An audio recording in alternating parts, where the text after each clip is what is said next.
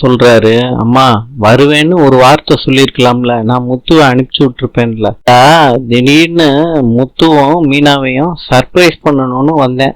அது என்ன கையில வச்சிருக்க?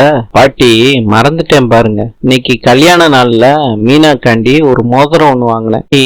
நீங்களே உங்க கையால போட்டு விடுங்க. முத்து நீயாட அதை செய்யற? நாமல மாறிட்டான் போல இருக்கு முத்து. ஆமாமா, மீனா மாதிரி ஒரு பொண்ணு கிடைச்சிச்சுன்னா மாறிதானே ஆகணும். உனக்கு கல்யாண நாள், நீ தான்ப்பா போட்டு விடணும். மீனாவுக்கு மோதிரத்தை போட்டு விடுறாரு. அண்ணாமலையும் விஜயாவும் ஆசீர்வாதம் பண்றாங்க முத்து மீனாவை. பாட்டிய ஆசீர்வாதம் பண்றாங்க.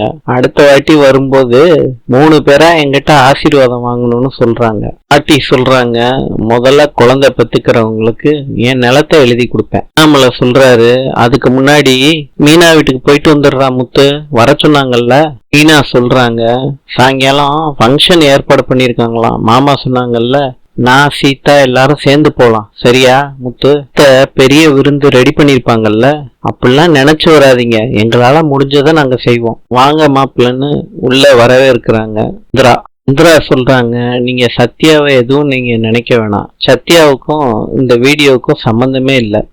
சிட்டி கூட வேலை பாக்குறானே ஒளிஞ்சு அவன் உங்களுக்கு எதிரா பண்ண மாட்டான் மாப்பிள்ள. எதுக்கத்த முடிஞ்சதை பேசிக்கிட்டு.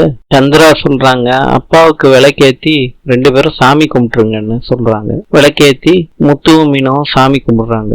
சமையல்லாம் முடிஞ்சிருச்சா? குழம்பு வைக்கணும், இன்னைக்கு நான் சமைக்கிறேம்மா. சட்டை எந்த கடையில வாங்குனீங்க? இல்ல நான் வாங்கல, சத்யா தான் பார்த்து வாங்கிட்டு வந்தான். பாக்கா எப்ப வந்த? இப்பதான் வந்தோம் சத்யா.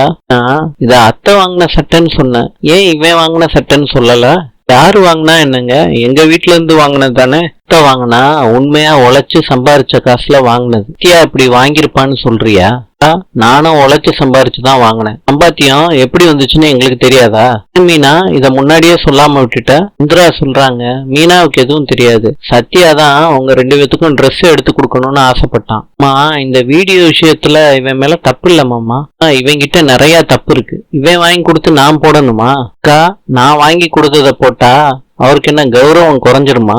ஆமாடா, நீ வாங்கி கொடுக்கறத போடுறதும் நானே செருப்பால அடிச்சுக்கிறதும் ஒண்ணுதான்டா. சட்டைய முத்து கழட்டி போட்டுட்டு வீட்டை விட்டு போறாரு. எல்லாரும் கூப்பிடுறாங்க, கண்டுக்காம போறாரு. நான் வா போலாம்.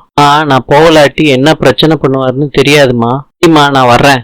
என்னமோ சொன்ன, நான் சட்டை எடுத்து கொடுத்தா ரொம்ப சந்தோஷப்படுவாருன்னு. முத்துவோட குணம் என்னைக்கும் மாற போறது இல்ல. ஏன் இப்படி பண்ணீங்க? அம்மாவுக்கு எவ்வளவு கஷ்டமா இருந்திருக்கும். வாங்கி கொடுத்தான்னு ஏன் என்கிட்ட சொல்லல? எனக்கே இப்பதாங்க தெரியும். இப்படியே இருந்தா என்ன, என் தம்பி வாங்கி கொடுத்தா நீங்க போட மாட்டீங்களா? பிடிக்கல, அவன் கையால நான் எதுவும் வாங்கிக்க மாட்டேன்.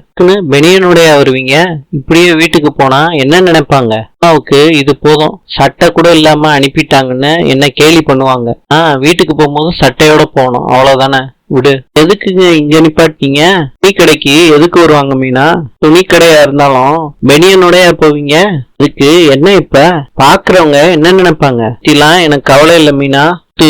இருந்திருந்தா சட்டையை கழட்டி தூக்கி போட்டு வந்திருப்பீங்களா? இங்கேயே இருங்க, நான் போய் சட்டையை வாங்கிட்டு வரேன். உங்க சட்டை சைஸ் எனக்கு தெரியும். என் சட்டை சைஸ் எல்லாம் தெரிஞ்சு வச்சிருக்க, ஆனா என்னைய பத்தி புரிஞ்சுக்காம இருக்க. ஒரு மனுஷன் ஒரு மாதிரி இருந்தா புரிஞ்சுக்கலாம், ஒவ்வொரு மாதிரி இருந்தா எப்படி புரிஞ்சுக்க முடியும்? நான் அப்படியே தான் இருக்கேன். உங்களுக்கு ஏத்த மாதிரி என்ன மாறணும்னு நீங்க நினைக்கிறீங்க. தேவையில்ல, நானே போய் சட்டையை வாங்கிக்கிறேன். தூவை பார்த்து அந்த கடையில உள்ள ஸ்டாஃப்ஸ் எல்லாம் சொல்றாங்க, எங்க கடையை நம்பி பெனியனோட வந்திருக்கீங்க, எங்க கடைக்கு கொடுத்த பெரிய காம்ப்ளிமெண்ட். எல்லாரும் வாங்க, விட நம்பிக்கையான கஸ்டமரை நாங்க பார்த்ததே இல்ல சார். ஒரு போட்டோ மாத்திரம் எடுத்துக்கிறோம் சார். இப்படி ஒரு கஸ்டமர் வந்தாருன்னு எல்லார்கிட்டையும் சொல்லி பெருமைப்பட்டுக்குவோம் சார். கடையில ஃப்ரேம் போட்டு மாட்ட போறோம் சார். எல்லாரும் சேர்ந்து ஒரு போட்டோ எடுத்துக்கிறாங்க. காசை கொடுத்துட்டு சட்டையை போட்டு போறாரு. இந்த சட்டை உங்களுக்கு நல்லா இருக்கு. மீனா சட்டை போட்டதுக்கு அப்புறம் நல்லா இருக்குல்ல, அதே மாதிரிதான் சில உண்மைகள்லாம் உணர்ந்தாதான் உண்மை புரியும். என்ன எனக்கு புரியலன்னு சொல்றீங்க? உன் தம்பி வாங்கி கொடுத்த சட்டைய என்ன போட வைக்க பார்த்தல, ஆசையா வாங்கியிருப்பான். அவன் எந்த காசுல வாங்கியிருப்பான்னு எனக்கு நல்லா தெரியும் மீனா. மூஞ்சிலே முழிக்க கூடாதுன்னு தான் இருந்தேன், உனக்காண்டி வந்தேன் பாத்தியா. என்ன சொல்லணும்? சட்டையை மாத்திட்டீங்களே, இன்னும் அவனை பத்தி எதுக்கு பேசிக்கிட்டு இருக்கீங்க? வாங்க முத்து போலாம். மனோஜ் விஜயா கிட்ட கேக்குறாங்க, என்னம்மா இப்படி வேர்த்து இருக்கு? கிச்சன்ல போய் சமையல் பண்ணிட்டு வந்தேன்டா. அதை எதுக்குமா நீ பண்ண? யாரு பண்றது? அந்த மீனா தான் அவங்க அம்மா வீட்டுக்கு போயிட்டாளே. பாட்டி என்னைய வச்சு எல்லா வேலையும் வாங்கிட்டு இருக்காங்க. பாட்டி இருக்கிற முடியும் நானே பாத்துக்கிறேன் சொல்றாங்க. முத்து காலையில போகும்போது வேற சட்டை தானே போட்டுக்கிட்டு இருந்தான் ரோகிணி. ஆமா ஆன்ட்டி. மீனாவும் பின்னாடியே கிளம்பி வர்றாளே, ஏதோ தப்பா இருக்கே. மீனா வீட்டுல சட்டை எடுத்து கொடுத்துருப்பாங்களோ? அதெல்லாம் எடுத்து கொடுத்துருக்க மாட்டாங்க. ஒரு சட்டை எடுத்து கொடுத்ததே பெரிய விஷயம், இன்னொரு சட்டையை எடுத்து கொடுக்க போறாங்க. ஏதோ புதுசா சட்டைய வாங்கி மடிப்பு கலையாம போட்டு வந்திருக்கான். மனோஜ் சொல்றாரு, அவன் ஏதோ போட்டு போறாமா, விடுங்க.